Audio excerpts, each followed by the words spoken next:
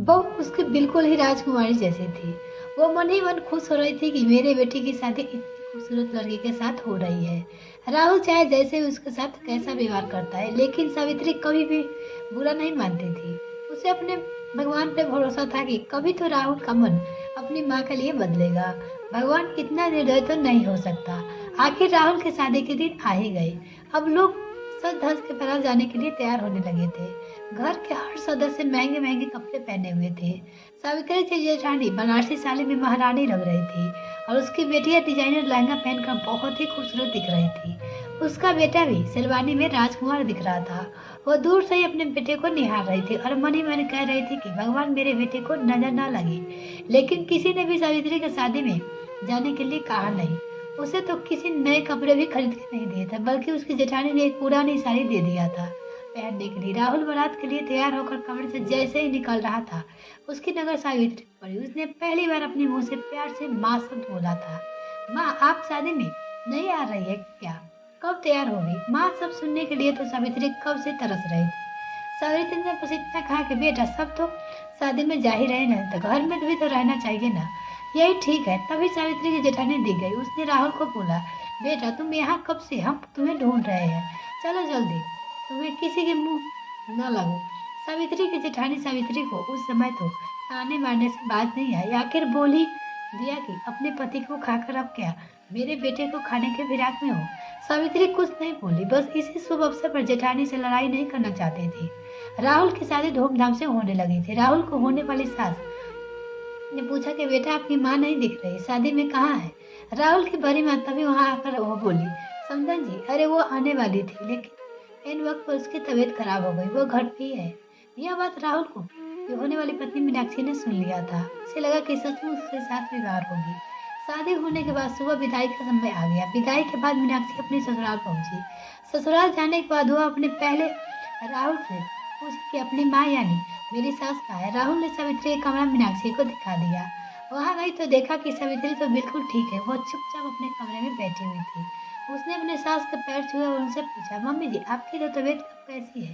सावित्री बोली, बेटा मेरी तबीयत को क्या हुआ, मैं तो बिल्कुल ठीक हूँ। मीनाक्षी बोली, हमें तो कल बताया गया था कि आपकी तबीयत खराब है, इस वजह से आप शादी में नहीं आए।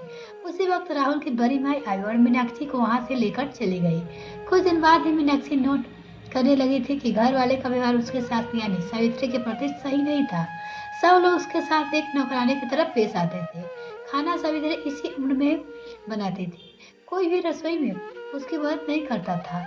वो भी अगर कहती कि मैं रसोई में जा रही हूँ तो कुछ कोई भी उसे रसोई में नहीं जाने देता था, बल्कि यह बोल देता था कि अभी बहू, तुम्हें आए दिन कितने ही हुए, ससुराल में आराम से बना लेना। दिन भर सावित्री को इसी तरह के काम करते हुए देखना मीनाक्षी को पसंद नहीं आ रहा था। धीरे धीरे से यह बात पता चलने लगी कि उसकी बड़ी सास सावित्री का सही तरह से व्यवहार नहीं करती है। वो चुपके से जाकर अपनी सास के साथ काम में हाथ बटाने लगी थी। पूरे घर के कपड़े भी सावित्री ही धोती थी। एक दिन जब सावित्री कपड़ा लेकर धोने बैठी तो मीनाक्षी बोली, मम्मी जी आप रहने दीजिए, मैं धो देती हूँ। मीनाक्षी भी मायके में इतना सारे कपड़े नहीं धोई थी। मीनाक्षी ने जैसे ही सबके कपड़े धो दिए थे, कपड़े धोने में क्रम में उसके नर्म के कपड़े थोड़ा सा दाग लग गया होगा, जो छूटा नहीं था। अगले दिन कॉलेज जाने के लिए उसकी नर्म ने वही सलवार सूट पहनने के लिए निकाला। जब वो पहनने के लिए निकाली तो देखी उस पर तो काला दाग लगा हुआ है। वो अब देखी ना होते हुए सीधे सावित्री को एक तमाचा जड़ दिया था और कहने लगी कि अब आपका ही काम करने में बिल्कुल भी मन नहीं लगता, तो सिर्फ दिन भर मुफ्त की रोटी तोड़ती रहती है। यह मीनाक्षी ने अपने कमरे से देखा और वो सीधे आई और अपनी ननद को दो तमाचा खींचकर दिया, क्योंकि उसे पता था कि यह कपड़ा सावित्री नहीं धोआ बल्कि उसने धोया है। सावित्री बोली कि पहले तो तुम अपनी जुबान पर लगाम लगाओ, और यह तुम्हारी सावित्री नहीं बल्कि चाची है, और तुम्हें इन्हें कपड़े धोने की क्यों दिया? यह तुम्हारी नौकरानी नहीं है जो तुम लोग अपने कपड़े इन्हें धोने के लिए दे देती हो। और हाँ सुन लो, आज के बाद मम्मी जी के किसी ने ये कपड़े नहीं धोएगी, जिसका धोना है वो खुद धोए। मीनाक्षी का यह अखबार देखकर वो हक्के बक्के हो गए थे। उन्हें लगा था कि राहुल की तरह उसकी बीवी मीनाक्षी को भी वो अपनी तरफ मिला लेंगे, लेकिन हुआ इसके बिल्कुल भी उल्टा। मीनाक्षी उसके बहकावे में नहीं आई और अपनी सास सावित्री की तरफ हो गई। पूरे घर वालों को दाव अब उल्टा पड़ना शुरू हो गया था।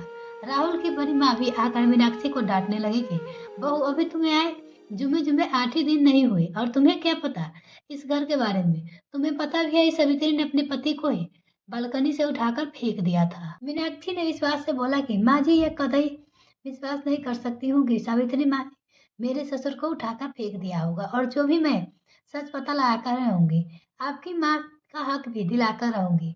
मैं कई दिनों से नोटिस कर रही थी, लेकिन अब ऐसा नहीं होगा। मेरी सास कोई नौकरानी नहीं, सबको कपड़े धोएगी, सबके खाना बनाएंगी, घर में पोछा बर्तन करेगी, जिनको करना है वो करे। राहुल की बड़ी माँ मीनाक्षी को धमकाया, बहू तुम अपनी हद में रहो, नहीं तो शाम को राहुल आएगा तो तुम्हारी जो हाल करेगा फिर सोच लेना।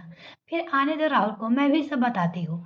शाम को जब राहुल ऑफिस से घर आया तो उसकी चचेरी बहन रोना धोना शुरू कर दिया, अपनी पत्नी ने मुझे मारा। राहुल यह सुनते ही कुछ समझने की कोशिश नहीं किया, सीधे अपने कमरे में गया और मीनाक्षी को हाथ छोड़ना शुरू कर दिया। मीनाक्षी ने राहुल का हाथ पकड़कर कहा, राहुल अपना हाथ रोक लो वरना मेरा हाथ भी तुम्हारे ऊपर उठ जाएगा।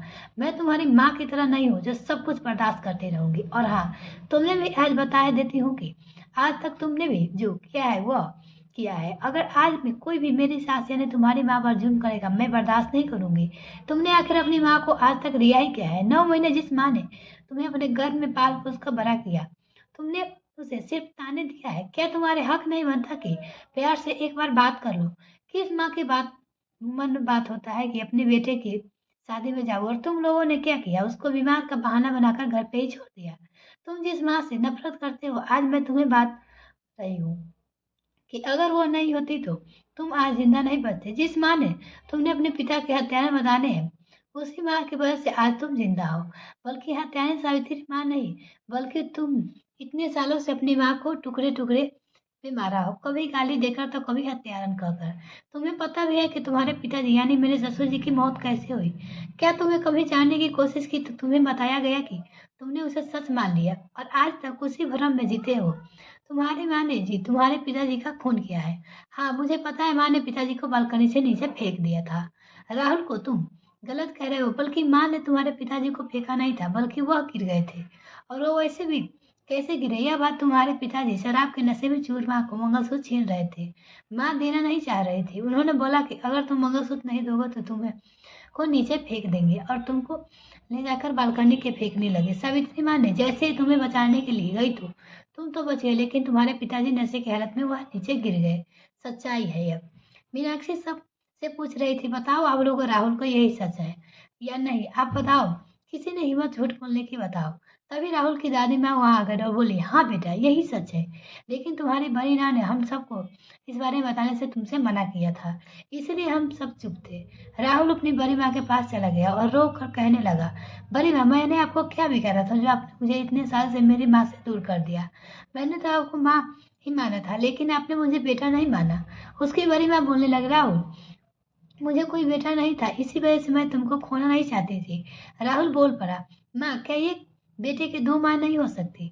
बड़ी माँ आपने जो किया बहुत गलत किया। इतने सालों तक आप हमारी मेरे और मेरी माँ की दूरियां पैदा की। राहुल आपको माँ के पैरों में आकर गिर गया और बोलने लगा, माँ मुझे माफ कर दो, इतने सालों तक मैं तुम्हें इतने कष्ट दिए और आपकी पत्नी मीनाक्षी को गले लगाया। मीनाक्षी आज तुम नहीं होती तो पता नहीं और कितने सालों तक मैं अपनी माँ पर जुल्म करता रहा था। मीनाक्षी हम इन सब घर में एक ही पल भी रहेंगे। जिस घर में इतने सालों तक मेरी माँ का अनादर होता रहा, उस घर में हम एक पल भी अब नहीं रहेंगे। सावित्री बोली, नहीं बेटा हम यह घर छोड़कर कहीं नहीं जाएंगे, चाहे जो भी हो। आज तुम्हारी माँ नहीं होती तो तुम आज इतना पढ़े लिखे नहीं होते और इतने अच्छे नौकरी कर रहे होते, क्योंकि मेरी औकात नहीं थी कि तुम्हें इतना पढ़ा पाती। इसी वजह से मैं सारी दुख और परेशानियां झेलती रही। राहुल रोते हुए बोला, माँ तो कितनी भोली है। घर के सभी सदस्य सावित्री से माफी मांगने लगे। उसकी बड़ी नामा ने धिक्कार होकर, सावित्री हमें माफ कर दो, हमने तुम्हारे साथ बहुत गलत किया। राहुल की चचेरी बहन ने भी सावित्री से आकर माफी मांगी, चाची आप हमें माफ कर दीजिए, आप के बाद हम कभी भी आपके साथ गलत व्यवहार नहीं करेंगे। और साथ ही साथ सबने मीनाक्षी से माफी मांगा। उस दिन के बाद अब सब लोग मिलकर रहने लगे। आखिर अपनी सूझबूझ से एक बहू ने अपनी सस का खोया हुआ सामान वापस दिला ही दिया। मिलते हैं नेक्स्ट वीडियो, तब तक के लिए bye. Thanks for watching this video.